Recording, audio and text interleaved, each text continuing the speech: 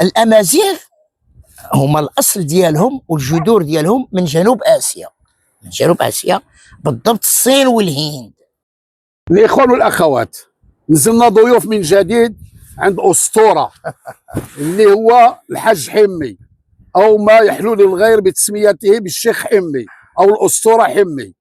الاخوان والاخوات، فيما يخص اصل القبائل تاع الجهه الشرقيه، مثلا قبائل تاع زكره، بني بوزقو، بني زناسان، بني بوحي، بما في ذلك القبائل الامازيغيه والقبائل العربيه. هاد الناس دائما كيتساءلوا كيفاش الشيخ حمي صنفهم الى قبائل في اسيا، جنوب اليابان او الصين. بغينا يجاوبنا بوضوح على هذه المساله. تفضل. الجواب ديالو سهل. دول شمال افريقيا هي المغرب والجزائر وتونس وليبيا ومصر وموريتانيا والسودان.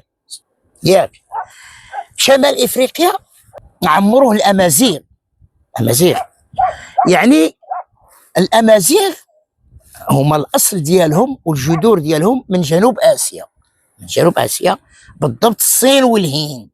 هجروا من الارض ديالهم يعني الاوليه الاصليه بظروف طبيعيه وبعوامل، فهمت؟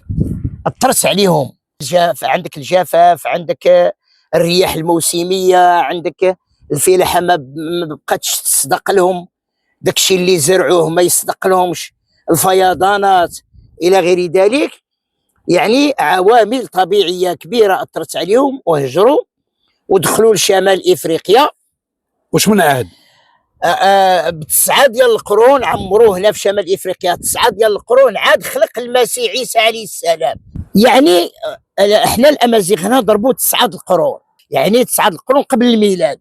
اذا 9 القرون قبل الميلاد اللي ضربوها هنايا راك عارفهم. ودابا الامازيغ جاو كلهم جاو من المناطق الجبليه من الهند. منين جاو لشمال افريقيا مشاو للمناطق الجبليه، لان الانسان ابن بيئته، فهمت ولا؟ وبالفعل الامازيغ يسكنوا الجبال، واه لان هما جاو من المناطق الجبليه في الهند. ومنين دخلوا لشمال افريقيا مشاو يعمروا المناطق الجبليه. المناطق الجبليه لان خصك تعرف دابا هاد اللوز اللي عندنا دابا راه الاصل ديالو راه جاي من جنوب اسيا، القرقاع جاي من جنوب اسيا، فهمتني ولا؟ الكيف راه جاي من الهند، الكيف القنب الهندي راهم جابوه من الهند وزرعوه هنا راه من الهند.